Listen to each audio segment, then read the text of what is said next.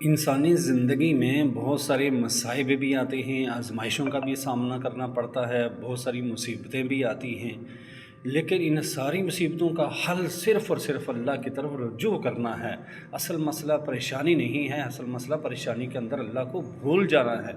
अल्लाह ताला को भूल जाते हैं हम, यानी खुशी में भी और गमी में भी अल्लाह रब्बुल इज़्ज़त को जो बंदा याद करता है, उसी के सामने अपनी हाजतें रखता है, ज़रूरतें रखता है, मुरादें रखता है, वो मुरादें भर लाने वाला है, वो मुरादें पूरी करने वाला है।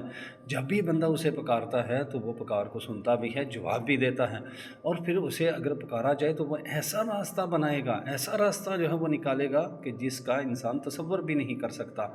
लिहाजा सबको अल्लाह की तरफ रुजू करना चाहिए। हर मुश्किल का हल अल्लाह के पास मौजूद है। अल्लाह अमल की तौफ़ीक अता फ़रमाए। इस वीडियो को शेयर, लाइक और फॉलो ज़रूर कीजिए।